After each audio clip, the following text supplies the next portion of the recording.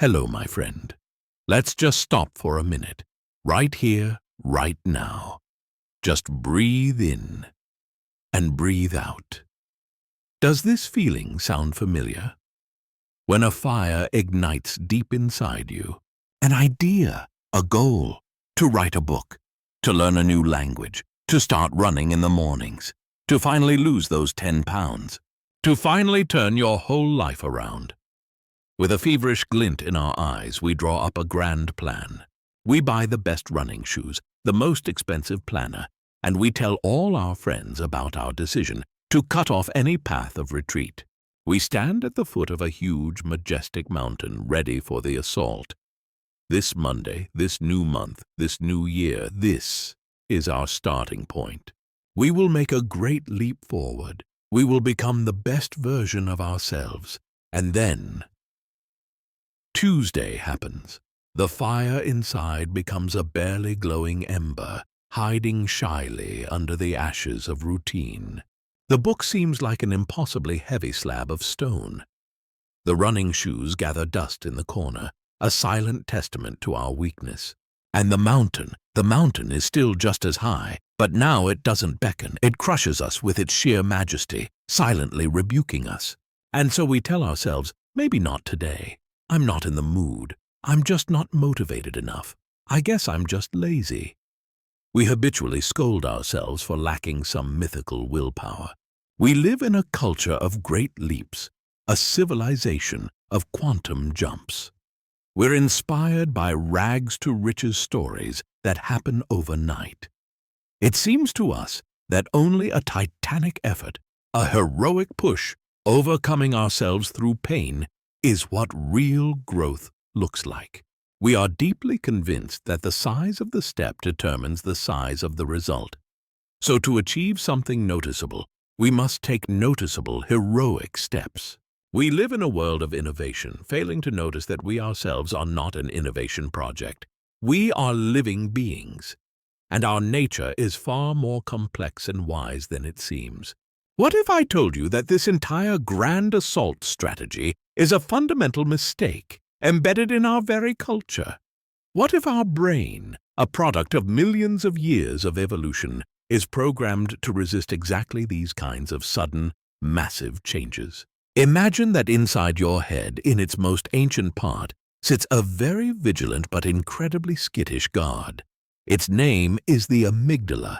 Its job is to protect you from everything new and potentially dangerous. And when you set a huge, all-consuming goal for yourself, like change my entire life starting Monday, for this guard, it sounds like a deafening siren. A lion in the savannah, a rival tribe at the gates, the unknown danger. And what does it do? It slams the big red button. The fight, flight, or freeze mode is activated. Blood rushes to your muscles, your heart pounds, and access to your rational, creative thinking part of the brain, the neocortex, is restricted or blocked entirely. Creative thinking and purposeful action are suppressed precisely when we need them most.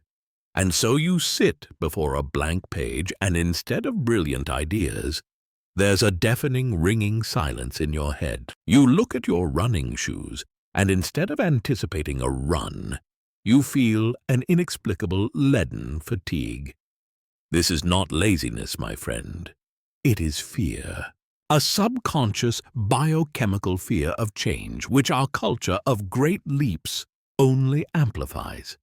And the harder we push ourselves, the more fiercely the brain resists.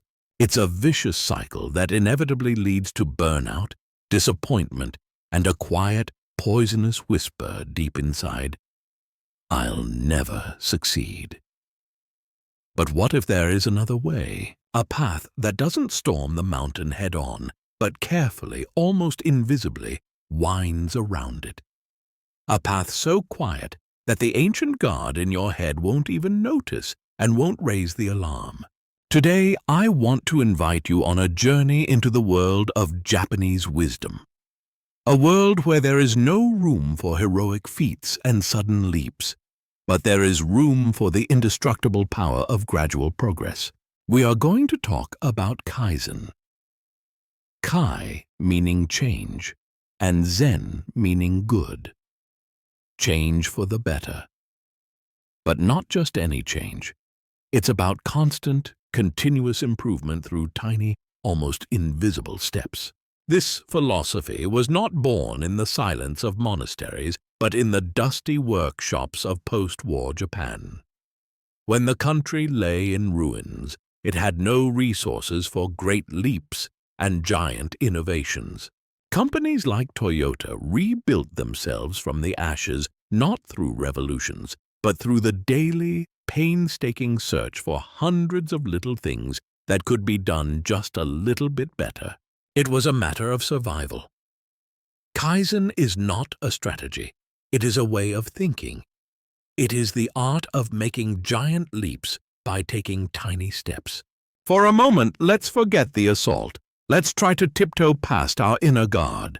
Let's see how others have done it. For example, a woman named Julie, whose story is told by psychologist Robert Maurer, one of the foremost popularizers of Kaizen in the West. Imagine her, a single mother with 2 children, working herself to the bone just to make ends meet. She is overweight, has high blood pressure, and is in the grips of a deep depression. Doctors unanimously told her, "You need physical exercise, 30 minutes of aerobics, 5 times a week." For her, who could barely find the strength to get through another day, this sounded like a cruel joke. Her brain perceived it as an insurmountable threat. The god inside was screaming at the top of its lungs. The mountain was unscalable. And then Maurer suggested something absurd, almost laughable. He asked, "Do you watch television in the evenings?" She nodded. "Would you be willing to try marching in place in front of the TV for 1 minute each day?" 1 minute. Not 30, not an hour. 60 seconds. Julie smiled, surprised. "I suppose I could try that." And that is the entire road of trials for Kaizen. It's not a trial of strength, but of common sense. It seems foolish to us, pointless. What good can 1 minute do? It won't bring results. Our inner critic, raised on a culture of all or nothing, screams that it's a waste of time. But Julie tried, and at her next appointment she reported that she marched in front of her TV for 1 minute every evening. Of course, it didn't bring any significant physical benefits, but something else changed. A spark returned to her eyes. Her resistance, that invisible wall she had built against any change, began to melt. She had taken the first step, no matter how tiny. She had defeated procrastination, and most importantly, she had defeated the feeling of guilt. And it is here, my friend, that we find the greatest treasure, the key to this entire wisdom. The small steps of Kaizen are a clever trick to bypass our brain's threat detection system. A step so small, so ridiculous and insignificant that it doesn't trigger any alarm. The ancient guard, the amygdala, simply doesn't react. It sees you marching for 1 minute and thinks, "Well, that's not dangerous, no lions here." And it doesn't block access to your cerebral cortex. Meanwhile, in the quiet, real magic is happening. Your brain, by repeating this tiny action, begins to create new software for the desired change. It forms new neural connections, carves out new pathways. You're not just marching for 1 minute. You are becoming a person who keeps their promises to themselves. You are building a new identity, one tiny brick at a time. Maurer calls this mind sculpture.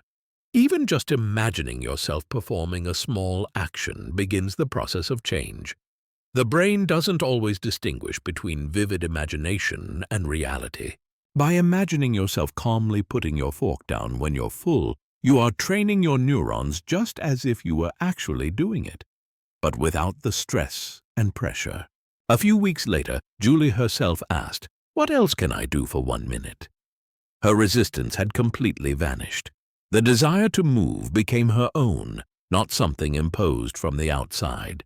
Soon, she was marching through entire commercial breaks, and then, one day, she simply forgot to stop. The commercials ended, the movie started, and she kept moving. Without realizing it, she had begun to follow the doctor's advice of 30 minutes of exercise and, most importantly, to enjoy it. There is the treasure. Kaizen doesn't build a new habit by force. It gently and imperceptibly removes the resistance to it. And when there is no resistance, change happens naturally and painlessly. It is not an act of violence against oneself. It is a dance with one's own nature. But every treasure comes at a price, and the price of Kaizen is the most difficult one for modern people to pay. It isn't money, it isn't time, and it isn't effort. The price is our ego. Can you stand your steps being almost invisible to others, and even to yourself? Can you give up the intoxicating need for immediate, impressive results and applause? In a world where everyone showcases their achievements on social media, can you find deep satisfaction in flossing just one tooth, or reading one page of a book, or putting $1 into your savings account? That is the price. To abandon the illusion of the great leap and embrace the quiet, indestructible power of microscopic actions. To stop waiting for motivation and start creating it through action, no matter how tiny. It's a challenge to our impatience, our desire to have it all right now. Toyota nearly paid dearly for abandoning this principle. In the early 2000s, in pursuit of becoming the world's largest automaker, they moved away from the Kaizen philosophy in favor of fast, innovative pushes. The result, a drop in quality and the recall of 9 million vehicles. It was a painful lesson. Innovation without Kaizen, without constant, meticulous improvement, is fragile and dangerous. And so now, with this knowledge, we can return to our world of deadlines, notifications, and endless tasks. But we return changed. Want to quit smoking? Don't quit. Just wait 1 minute every time you feel the urge to smoke. Just one. Want to keep your house clean? Don't do a massive cleanup. Pick one corner of one room, set a timer for 5 minutes, and tidy only there. When the timer goes off, stop. Want to learn to meditate? Don't try to sit in silence for half an hour. Meditate for 1 minute a day. Want to stop yelling at your loved ones? Don't promise to be calm. Promise to take one extra breath before you respond to an irritating comment. Kaizen also invites us to use not just small actions, but small questions. Instead of commanding yourself, "I must save money," ask yourself gently, as if asking a friend, "What is one small thing I can do today to improve my financial situation?" Big commands trigger fear. Small questions trigger creativity. The secret is to make the first step so small that it's impossible not to take it. Steps so small it's impossible not to take them, as one of Maurer's clients said. Look, my friend, the mountain hasn't disappeared. It's still just as high. But you have changed. You no longer stand at its base in fear and despair. You are walking a quiet, barely noticeable path that smoothly and relentlessly leads you upward. You have ceased to be an assaulter obsessed only with the summit. You have become a traveler who has learned to find joy and meaning in every single step. You are now a master of two worlds, the world of big, inspiring goals and the world of small daily actions that lead to them without fear and internal resistance. You have understood that greatness is not a single feat that will be told in legends. Greatness is the sum of many small, unnoticed steps taken with love and consistency. As Mother Teresa said, "Do small things with great love." It is not how much we do, but how much love we put in the doing. Your life will not change in a single day, but it can begin to change in this very minute. What is your smallest, most ridiculous, almost laughable step you can take toward your goal right now? Don't answer me, just do it.